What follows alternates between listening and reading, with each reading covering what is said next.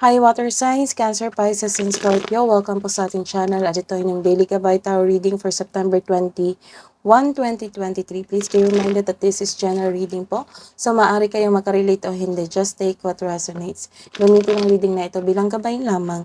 Balik po kayo dito bukas para sa ating Daily Gabay Tarot Reading for September 22, 2023. Please like, subscribe, and click bell button para updated po kayo sa Daily Tarot Reading natin. Maraming salamat po. Para po sa gusto magpa-reading, maaari nyo pong makuha ang link. Nasa description box po ito. Message nyo lang po ako sa messenger. Maraming salamat po. Spirit guides, ano po ang energy today ni Water Signs, Cancer, Pisces, and Scorpio ngayong September 21, 2023? So, this is a reverse card. Nagkaroon po kayo ng hesitation sa isang bagay, sa isang tao. Opo. So, may kakilala kang matigas ang ulo, very obsessive sa isang bagay, sa isang tao. Some of you nawala ng gana, nagkaroon ng delay sa inyong pag-aantay sa isang bagay. Nagkaroon din ng hesitation to take an action sa inyong towards yung plano, sa inyong trabaho.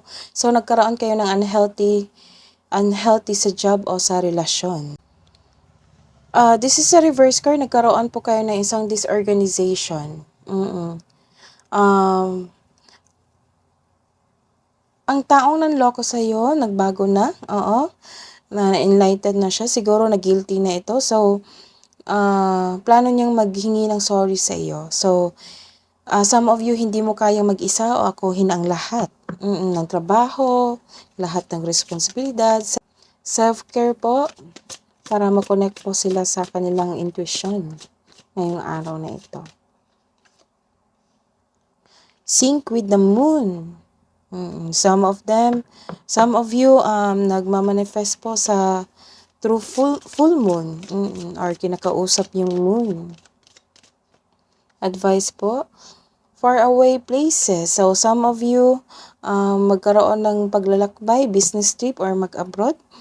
Get ready for new horizon. This is a new cycle also. Embracing enthusiasm. Shout to the heavens with happiness. So you are divinely guided. Let's see your career and money. Water signs, Cancer, Pisces, and Scorpio.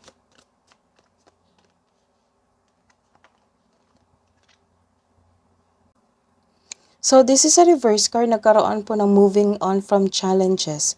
It might be nagkaroon ng struggle sa inyong buhay, kaperahan at buhay, karera ngayon. So you are kahapon, you felt kakulangan ng isang confidence. You felt sad. Kasi sa result, hindi ka kampante sa inyong result sa inyong proyekto.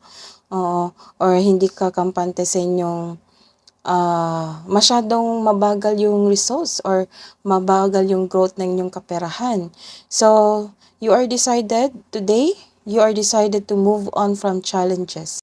So, this is a reverse card. Nagkaroon po kayo ng isang may naalala ka sa past nyo. It might be nagkaroon kayo ng bankruptcy before or it might be nagkaroon ng job loss before.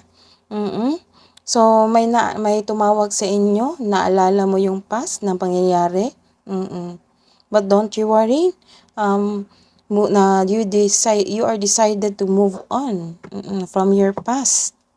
Let's see your love and romance. Self-love, partnership, romance. For water signs, Cancer, Pisces, and Scorpio ngayong September 21. Nagkaroon ng changes dito. Nagkaroon ng end of cycle. Nagkaroon kasi ng sudden change dito sa buhay pag-ibig sa inyong sarili. It might be malungkot kayo kahapon. Ngayon, nagkaroon kayo ng self-confidence to move forward or maaring kakabati nyo lang ng inyong partner.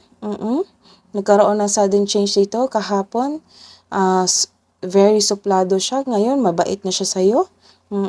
So, some of you, you are guarded. Ayaw nyo nang masaktan. Opo. Ayaw nyo nang masaktan sa isang, kasi nasaktan na kayo eh. So, you are fully guarded. Pero, you are guarded, pero nagmamasid ka. Oo, nakikinig ka sa inyong surroundings. So, let's see.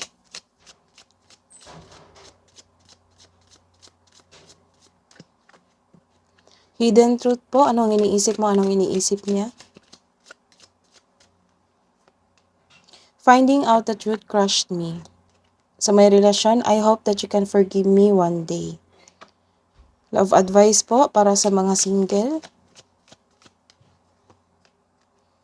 Surround yourself with your soul tribe. Surround yourself with your friends or family. Para sa may relasyon, you are being tested. Your strengths and weakness are being tested. Kabuoang message po, kabuoang mensahe, advice. Hold your vision.